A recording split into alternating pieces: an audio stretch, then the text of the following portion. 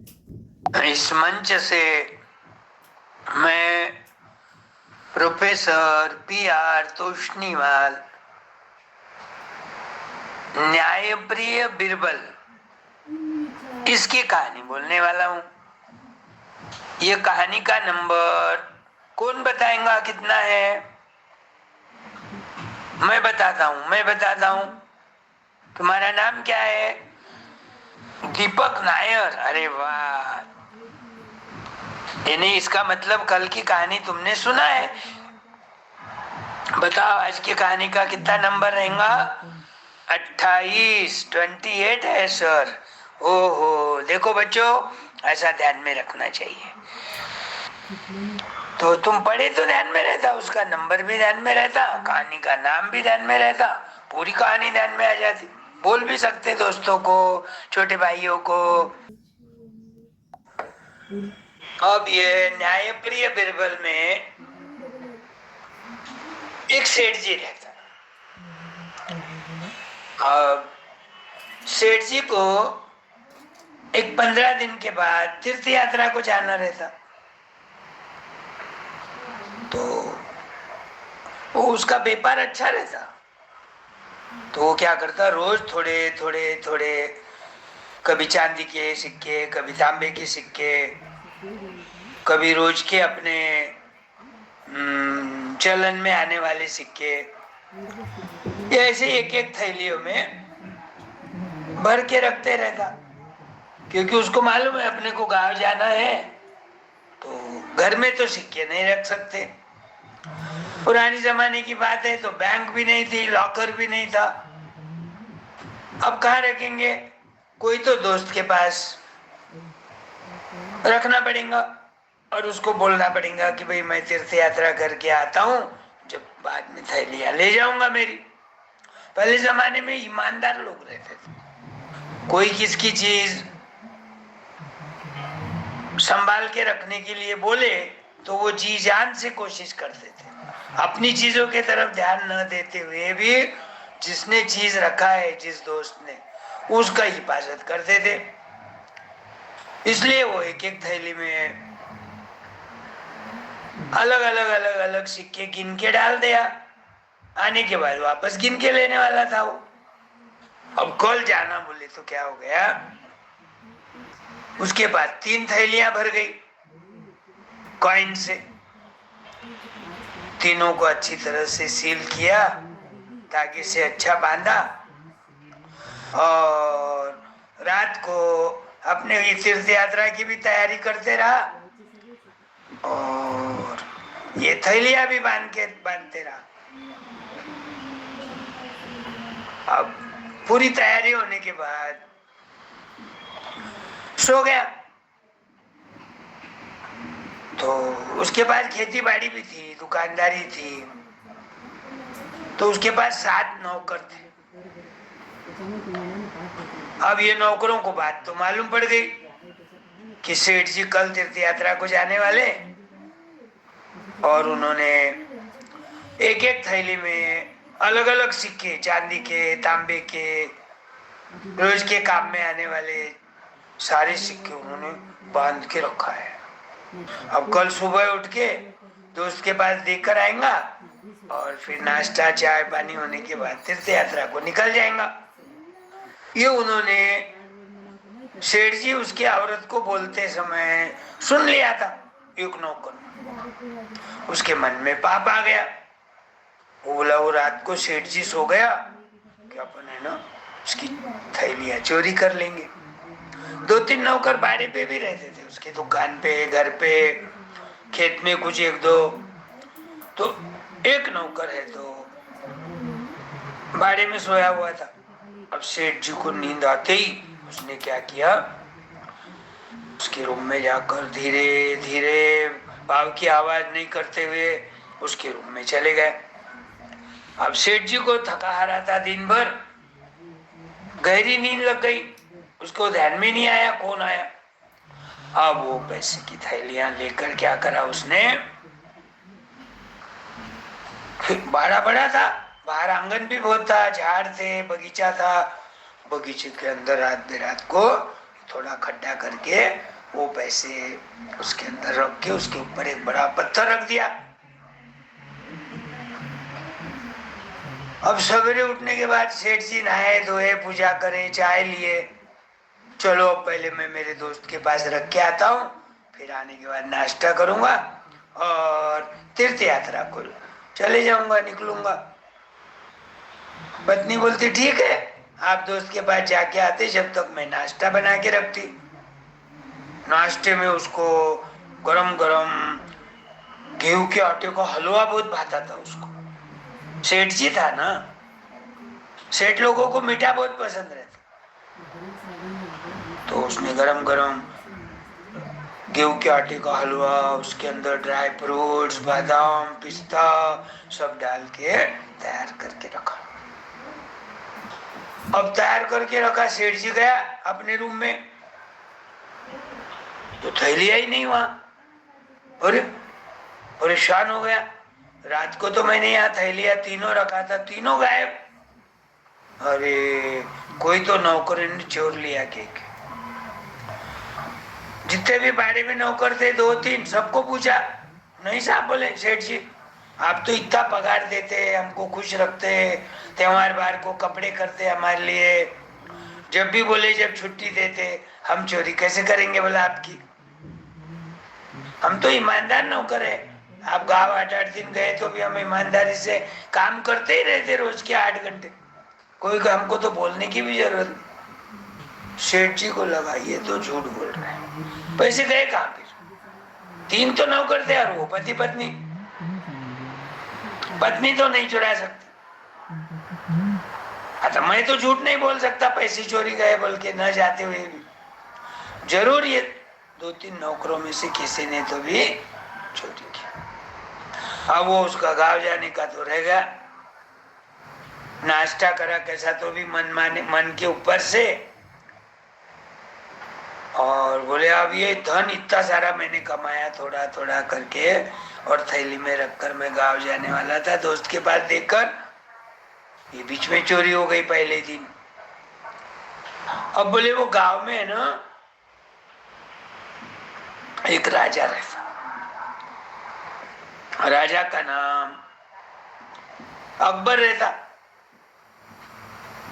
अकबर के दरबार में 9 प्रधानमंत्री थे, एक से एक होशियार, कोई हजर जवाबी, कोई दूसरे दिन उसका न्याय देने वाले। तो सबसे होशियार कौन था? बिरबल। तो बिरबल को बुलावा भेजता, बिरबल आ जाता।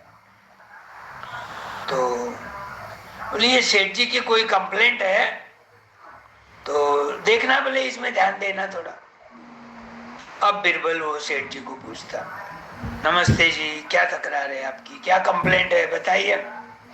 तो बोलता, देखो बिरबल जी, मुझे गांव जाना था, 15 दिन से मैं तैयारी कर रहा था, मैं एक व्यापारी हूँ, अब मेरा व्यापार अच्छा चलता, मेरे पास कुछ चांदी के सिक्के थे, कुछ तांबे के थे, कुछ रोज के अपने व्यवहार में आने वाले सिक्के। मैंने क्या किया, छोटी छोटी 3 थैलियां भर के बांध के रख दिया। अब वो 3 थैलियां मैं जिस दिन तीर्थ यात्रा को जाने वाला था, उस दिन सुबह मेरे दोस्त के पास रखने के लिए जाने वाला था। दोस्त ने हाँ बोल दिया था, भाई मैं संभाल के रखूंगा, आने के बाद वापस कर दूंगा। तो उसी रात मेरी 3 थैलियां चोरी गई। मेरी मेहनत का पैसा है साहब, आप मुझे मिलवा कर दीजिए। तो बोलता, घर में कौन कौन रहता? तो बोले, मैं और मेरी पत्नी 2 ही जने हैं, 2 बच्चे हैं, 2 गांव को पढ़ने के लिए, एक नौकरी को, एक पढ़ने के लिए। और कौन रहता?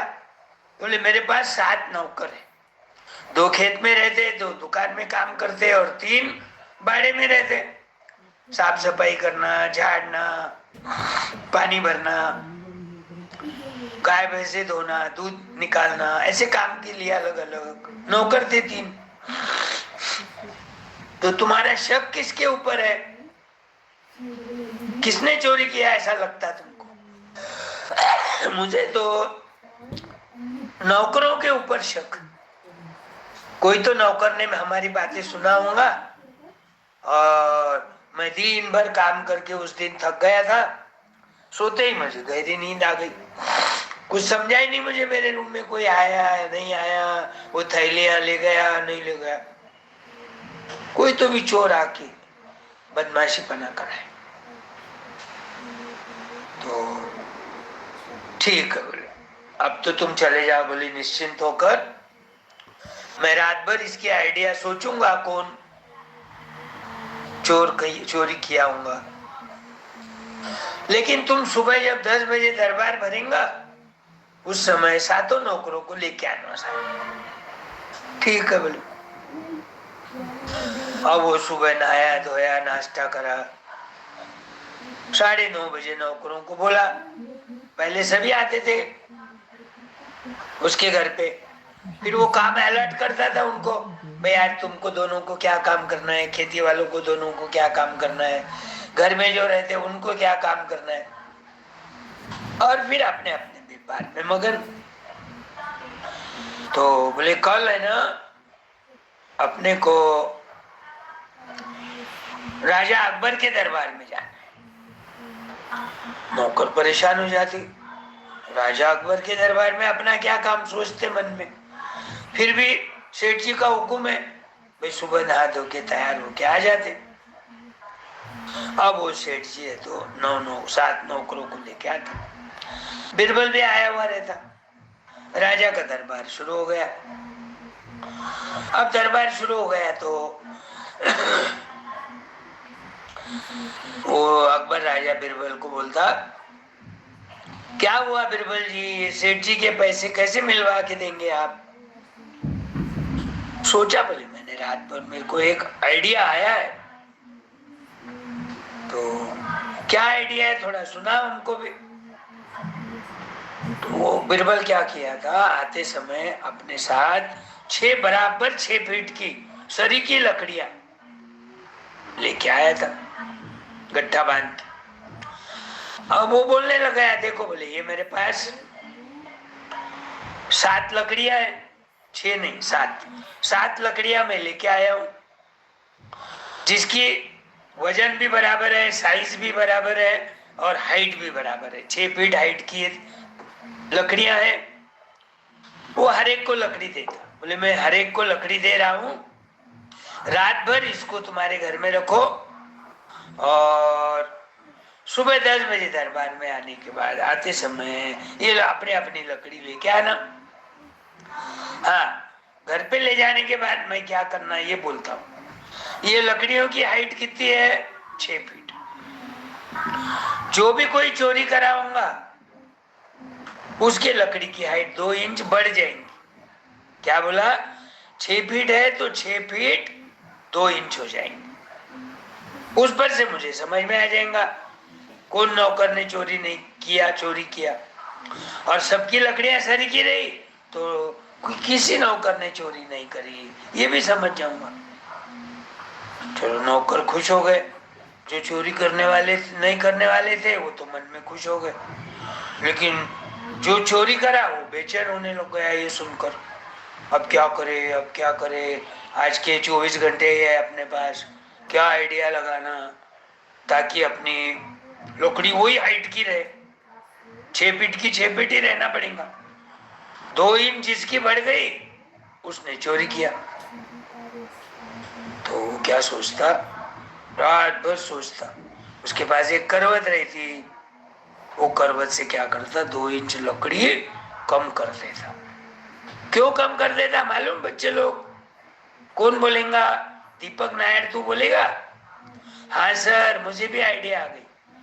वो चोर ने क्या सोचा, भाई मेरी लकड़ी की हाइट 2 इंच कम हो गई तो बाकी की 6 नौकरों की लकड़ी की हाइट 2 इंच ज्यादा रहेंगी।